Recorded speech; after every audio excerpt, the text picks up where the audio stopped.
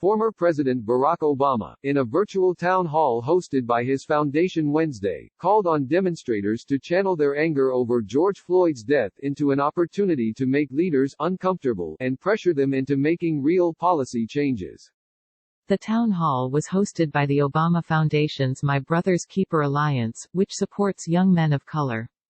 During the event, Obama said he rejected a debate that emerged in a little bit of chatter on the Internet about voting versus protests, politics and participation versus civil disobedience and direct action.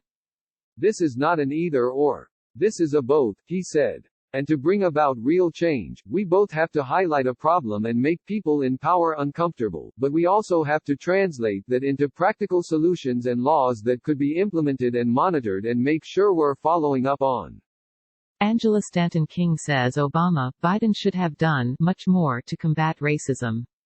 Obama also urged every mayor in the country to review your use of force policies with their communities and commit to report on planned reforms before prioritizing their implementation. During a virtual roundtable discussion, he compared current protests to the unrest of the 1960s and said polls show a majority of Americans support the current demonstrations taking place nationwide, despite some having been marred by the actions of a tiny minority that engaged in violence. Click here to get the Fox News app. Last week, Obama said the death of George Floyd, a 46-year-old black man who died in Minneapolis police custody May 25 after a white officer kneeled on his neck for more than 8 minutes, shouldn't be normal in 2020 America.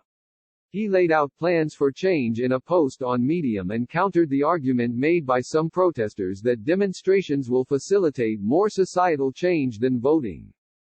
I've heard some suggest that the recurrent problem of racial bias in our criminal justice system proves that only protests and direct action can bring about change, and that voting and participation in electoral politics is a waste of time, he wrote. I couldn't disagree more. While the former president said that the current protests stem from a legitimate frustration over a decades-long failure to reform police practices, he condemned the vandalism, looting and violence that has, in part, overshadowed the more peaceful aspects of the protests in many cities. Fox News' Andrew O'Reilly and the Associated Press contributed to this report.